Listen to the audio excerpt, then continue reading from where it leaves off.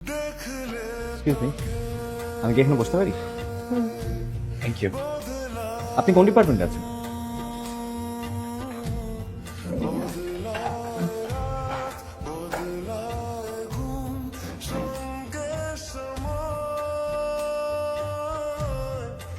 বাস থামান। হাই, আমাকে চিনতে পেরেছেন? আপনার সাথে অফিসে পরিচয় হয়েছিল। আপনি কি বাসায় যাচ্ছেন? আপনি চাইলে আপনাকে ড্রপ করে দিতে পারি। সাথে কিছু আমাকে ফোন করবেন না, করবেন না, লিভ মি অ্যালোন। আরে আমাদের রাশেদ তো সেলিব্রিটি হয়ে গেল। হ্যাঁ, তোর কথা বলে নিলাম, মানুষ দেখলে মনে হয় শখ লাগে।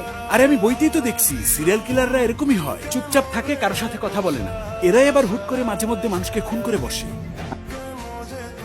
সমস্যা কি আপনাদের?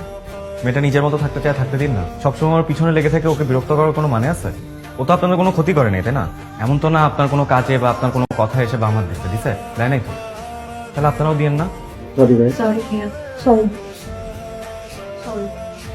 সব পুরুষ এক হয় না, তাই না মা? সব পুরুষ এক হলে কি দুনিয়া চলতো না। আপনি কি বাসায় যাচ্ছেন? চলুন আপনাকে নামিয়ে দিই।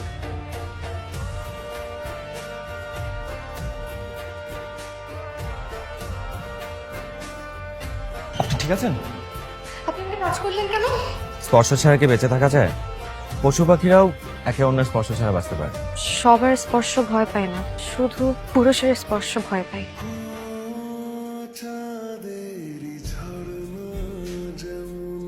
দিন জয়েন করার পরে তোমাকে যখন প্রথম দেখি, ছোট কোনো একটা কান্না ভেসে মুখ কখনো করে যায়।